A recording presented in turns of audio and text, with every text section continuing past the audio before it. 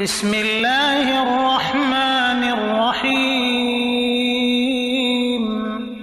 عم يتساءلون عن النبأ العظيم الذي هم فيه مختلفون كلا سيعلمون ثم كلا سيعلمون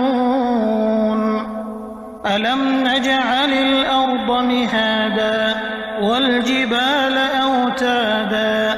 وخلقناكم أزواجا وجعلنا نومكم سباتا وجعلنا الليل لباسا وجعلنا النهار معاشا وبنينا فوقكم سبعا شدادا وجعلنا سراجا وهاجا وأنزلنا من المعصرات ماء ثجاجا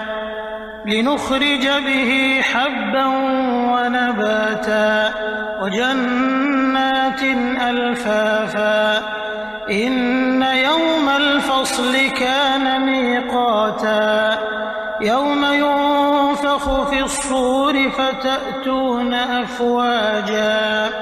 وفتحت السماء فكانت أبوابا وسيرت الجبال فكانت سرابا إن جهنم كانت مرصادا للطاغين مآبا لابثين فيها أحقابا لا يذوقون فيها بردا ولا شرابا إلا حميما وغساقا جزاء وفاقا إنهم كانوا لا يرجون حسابا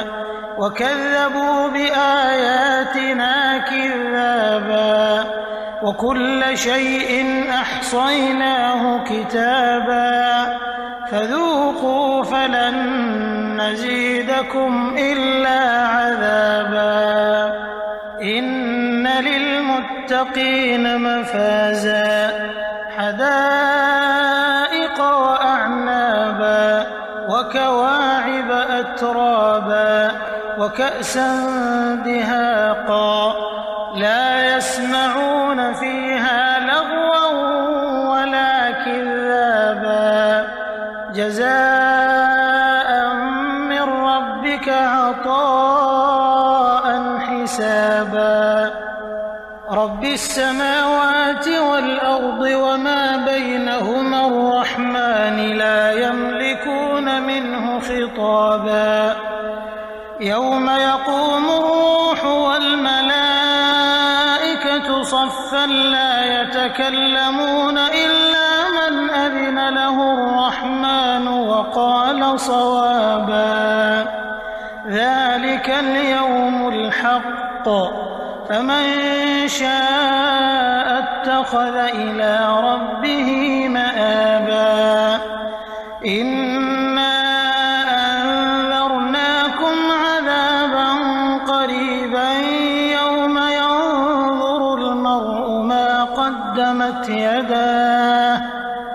يوم ينظر المرء ما قدمت يداه ويقول الكافر يا ليتني كنت ترابا.